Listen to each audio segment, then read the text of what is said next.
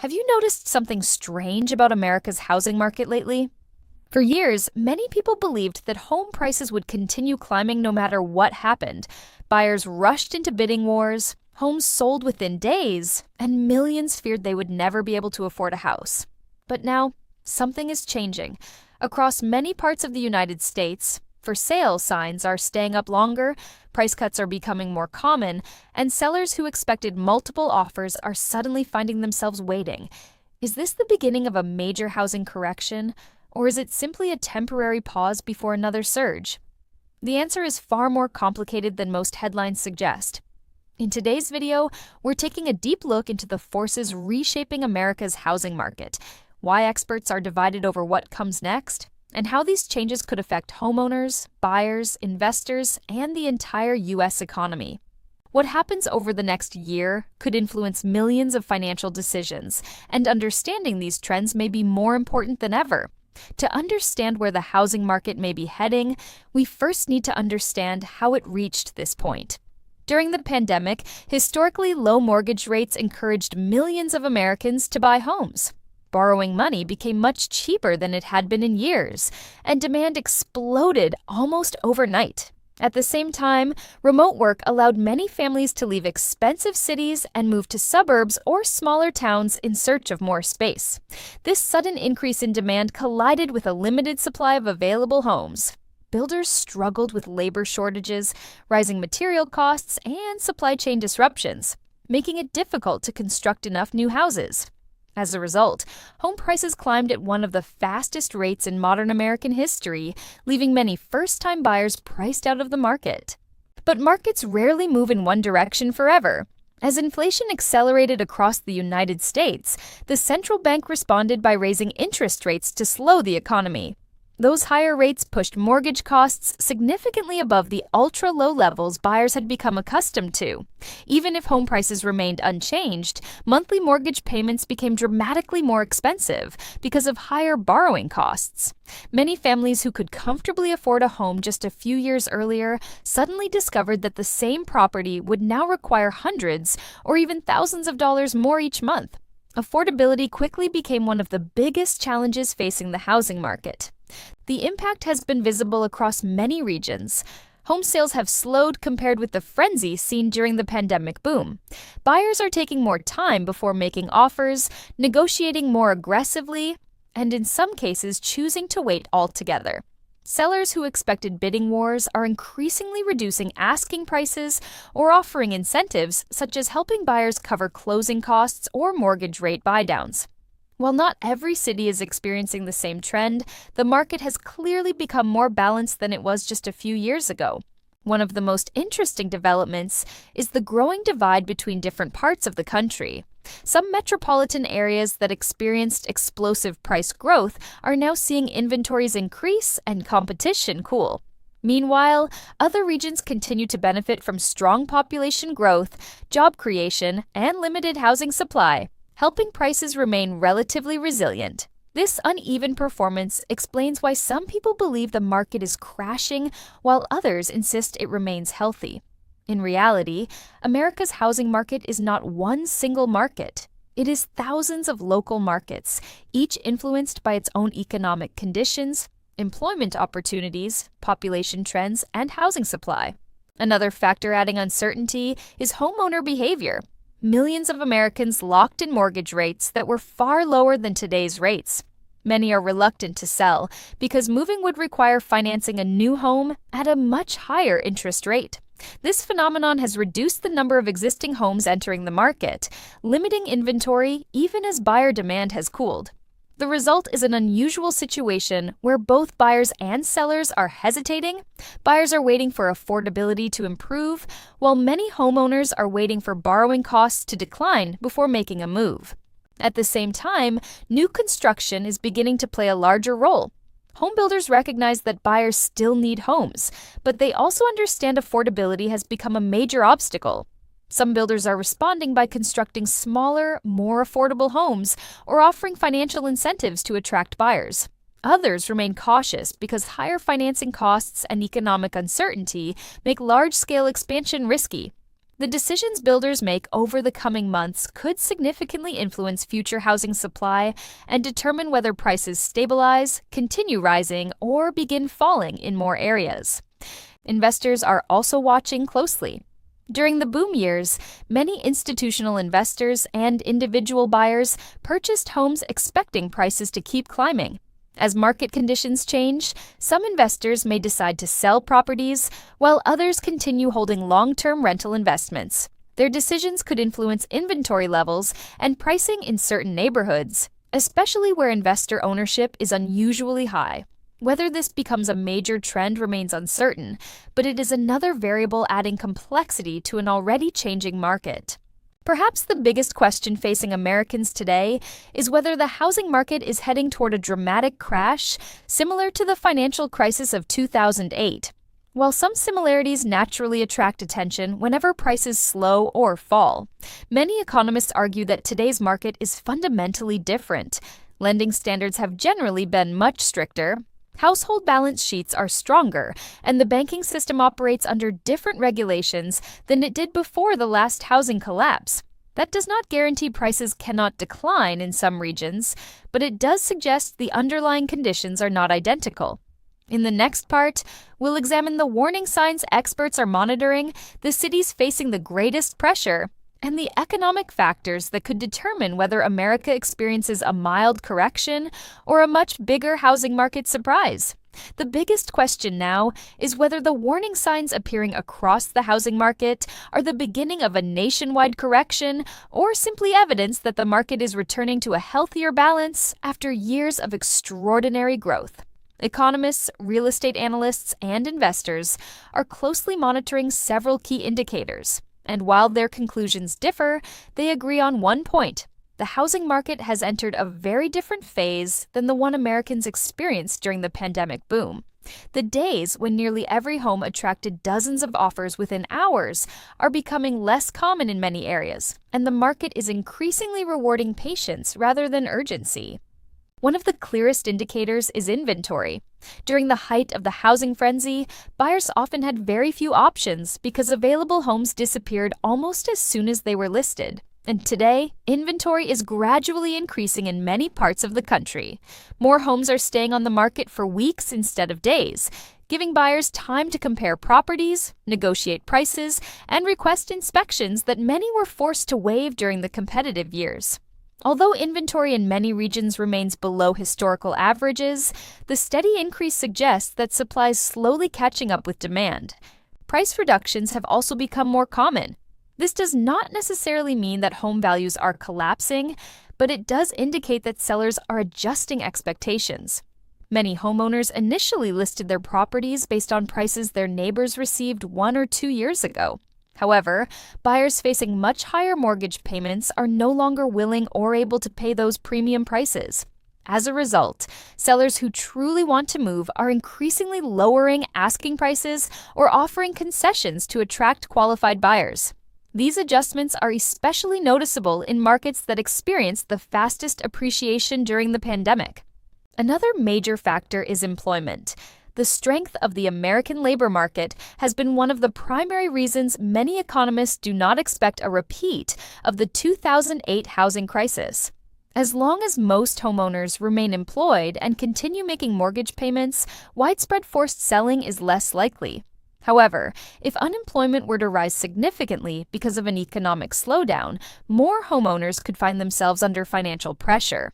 That could increase the number of homes entering the market, placing additional downward pressure on prices. For this reason, housing experts pay close attention not only to real estate data, but also to broader economic indicators such as job growth, wage increases, consumer confidence, and business investment.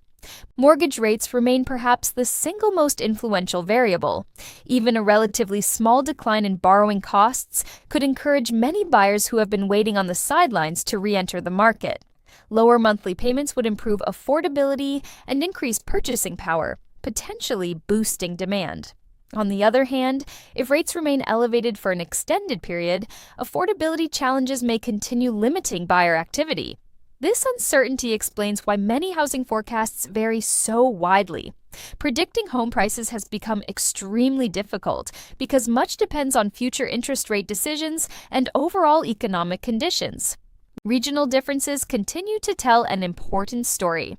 States experiencing strong job growth, expanding technology industries, or increasing population may continue seeing relatively healthy housing demand despite higher borrowing costs.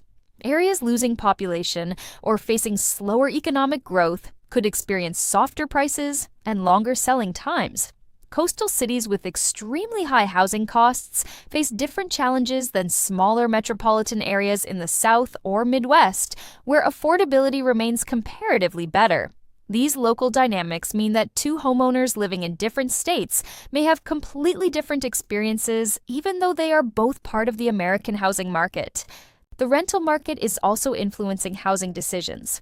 Over the past several years, rents increased sharply in many cities, encouraging some families to consider buying despite rising home prices. Recently, however, rental growth has slowed in several markets as more apartment developments have been completed. If renting becomes relatively more affordable while buying remains expensive because of higher mortgage rates, some potential buyers may postpone homeownership for several more years. This shift could reduce demand for existing homes, particularly among first-time buyers. Home builders are adapting to these changing conditions as well. Instead of focusing only on large, expensive homes, many builders are introducing smaller floor plans designed to appeal to buyers struggling with affordability. Some construction companies are offering mortgage incentives, temporary interest rate reductions, or assistance with closing costs to make new homes more attractive than existing properties. These strategies may help maintain construction activity while providing buyers with additional options that were unavailable during the peak of the housing boom. Despite these challenges, there are also reasons for cautious optimism. Household formation continues as young adults marry, start families, or seek independent housing. Immigration, population movement between states, and long-term housing shortages in certain regions continue supporting underlying demand. Unlike speculative bubbles driven primarily by risky lending, today's market still reflects a genuine need for housing across much of the country. The key question is not whether people need homes, but whether they can afford to purchase them under current financial conditions. This is why analysts increasingly describe today's housing market as a battle between affordability and demand. Millions of Americans want to buy homes, yet many cannot comfortably manage today's monthly payments. If borrowing costs ease or incomes rise faster than housing costs, demand could strengthen again. If affordability remains constrained, however, the market may continue cooling, with additional price adjustments occurring in some areas. In the final part, we'll explore the most likely scenarios for the next few years, what experts believe could trigger the market's next major move, and what buyers, sellers, and investors should watch before making one of the biggest financial decisions of their lives. As America looks toward the future, the housing market stands at one of the most important crossroads it has faced in more than a decade. Every major force influencing real estate, interest rates, inflation, employment, construction, consumer confidence, and demographic trends is pulling the market in different directions. That is why forecasts vary so dramatically. Some analysts believe home prices will remain relatively stable with only modest corrections in overheated markets. Others argue that affordability pressures could lead to broader price declines if economic growth slows further. The truth is that no one can predict the future with complete certainty, but by understanding the key trends, buyers and homeowners can make better informed decisions instead of reacting to emotional headlines. Let's begin with the most optimistic scenario. If inflation continues moving closer to the central bank's target and policymakers gradually reduce interest rates, mortgage rates could also decline over time.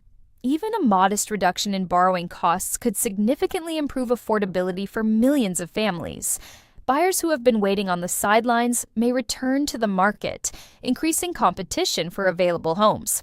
Existing homeowners who postponed selling because they were locked into low mortgage rates may finally decide to move, creating more inventory and allowing the market to function more normally. Under this scenario, home prices would likely stabilize rather than experience dramatic gains or losses, producing a healthier balance between buyers and sellers. The second possibility is a slower and more uneven adjustment. In this outcome, mortgage rates remain elevated for longer than expected, keeping affordability under pressure. Home sales stay below historical averages, while sellers gradually lower prices in markets that became especially expensive during the pandemic boom. Instead of a nationwide crash, the country experiences a patchwork of local corrections. Some cities with strong employment, population growth, and limited housing supply continue seeing relatively stable prices, while others with weaker economic conditions experience larger declines. This scenario is viewed by many economists as one of the more realistic possibilities because it reflects the fact that real estate markets operate differently from one region to another. The third and least favorable scenario would require a much broader economic downturn. If unemployment were to increase sharply, household incomes declined, and consumer confidence weakened substantially, more homeowners could face financial stress. A significant increase in forced sales could place additional downward pressure on home prices. However, many analysts emphasize that today's lending environment differs considerably from the conditions leading up to the 2008 financial crisis. Mortgage qualification standards have generally been stricter. Many homeowners have accumulated substantial equity, and a large percentage hold fixed-rate mortgages with manageable monthly payments. These factors could help reduce the likelihood of widespread defaults, even if economic conditions become more challenging. For first-time buyers, today's environment presents both opportunities and challenges. On one hand, higher mortgage rates make monthly payments more expensive than they were just a few years ago. On the other hand, reduced competition means buyers often have more negotiating power than during the pandemic frenzy. Instead of making rushed decisions within hours, many buyers now have time to compare neighborhoods, conduct inspections, negotiate repairs, and carefully evaluate their financial situation. While affordability remains difficult, a calmer market may ultimately help buyers make more informed long-term decisions. Current homeowners also face important choices. Those with very low mortgage rates may hesitate to sell because replacing their existing loan could significantly increase monthly housing costs. This lock-in effect continues limiting inventory across many markets. However, homeowners considering selling should remember that pricing strategy has become more important than ever. Overpricing a home in today's environment may result in longer listing times and eventual price reductions. Accurate pricing, realistic expectations, and careful preparation can make a significant difference in attracting qualified buyers. Real estate investors are adapting as well. During periods of rapidly rising prices, appreciation often drove investment returns. In the current market, investors are paying closer attention to rental income, local economic fundamentals, population growth, and long-term cash flow, rather than assuming home values will rise quickly. This shift reflects a more disciplined investment approach that may contribute to greater market stability over time. One lesson has become increasingly clear throughout this housing cycle: national headlines rarely tell the complete story. While dramatic predictions attract attention, the reality is usually more nuanced. Housing markets respond to local employment opportunities, new construction, migration patterns, school districts, infrastructure projects, and community development. A neighborhood experiencing strong demand may continue performing well even while another region struggles with declining prices. That is why buyers and sellers should focus not only on national statistics, but also on local market conditions before making major financial decisions. Ultimately, the biggest shock in America's housing market may not be a sudden crash or another explosive boom. Instead, the real surprise could be the transition from an unusually chaotic market back toward a more balanced and predictable one.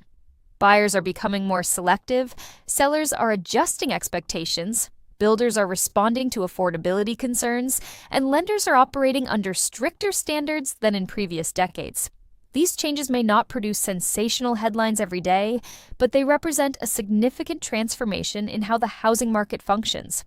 As the months ahead unfold, every new inflation report, employment update, interest rate decision, and housing report will provide fresh clues about where the market is heading. While uncertainty remains, informed decisions based on reliable data will always be more valuable than reacting to fear or excitement. Whether you're planning to buy your first home, sell a property, invest in real estate, or simply understand one of the most important sectors of the U.S. economy, staying informed is your greatest advantage. America's housing market is undoubtedly changing, but whether that change becomes an opportunity or a challenge will depend not only on economic conditions, but also on the decisions made by millions of buyers, sellers, investors, and policymakers across the country. If you enjoyed this analysis, don't forget to like the video, subscribe to the channel, and turn on notifications so you never miss our next in-depth breakdown of the biggest economic stories shaping America's future.